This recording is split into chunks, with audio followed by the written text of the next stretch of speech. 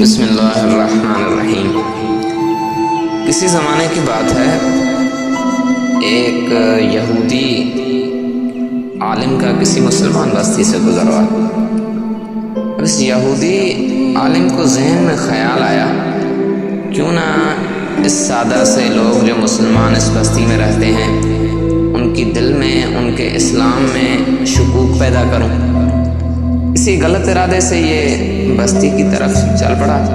اس کا ارادہ یہ تھا کہ تمام مسلمانوں کے، کیونکہ یہ عالم تھا، اس نے کہا کہ اس بستی میں جاہل لوگ رہتے ہوں گے، یہ مسلمان ہیں، ان کو کچھ آتا ہی نہیں۔ اس ارادے سے یہ نکلا، اس نے راستہ طے کیا اور اس کے بعد یہ کسی مقام پر پہنچا۔ اس کی ملاقات ایک چرواہے سے ہوئی جو وہاں پر قریب بکریاں چرا رہا تھا۔ اس نے چرواہے سے کہا کہ میں ایک مسلمان آدمی ہوں اور میں تمہیں ایک اچھی تجویز دیتا ہوں، تم میری اس میں مدد کرو گے؟ چرواہے نے کہا بالکل ہاں، میں تمہاری مدد کروں گا۔ اس نے یہودی عالم نے کہا میری تجویز یہ ہے کہ یہ قرآن مجید میں کتنی آیات جو ہیں وہ تکرار ہوئی ہیں، کتنے ایسے اشکالات ہیں قرآن میں، تو میرا یہ ارادہ ہے کہ میں مسلمانوں کی آسانی کے لیے، ہماری آسانی کے لیے میں یہ کہنا چاہ رہا ہوں کہ یہ جو آیات تکرار ہوئی ہیں، جو آیات شبہات رکھتی ہیں، ان سب کو ختم کر کے چھوٹا سا قرآن بنا لیں تاکہ جلدی یاد بھی ہو جائے اور اس سے کوئی نقصان بھی نہیں ہوگا، کیونکہ وہ جو قرآن چھوٹا سا ہوگا وہ ہمارے لیے کافی ہوگا۔ یہودی عالم کو شاید یہ پتہ نہیں تھا کہ مسلمان جو ہیں، اسلام جو ہمارا ہے، قرآن جو ہمارا ہے، وہ ایک معجزہ الہی ہے۔ چرواہے نے خوب جواب دیا اس کو۔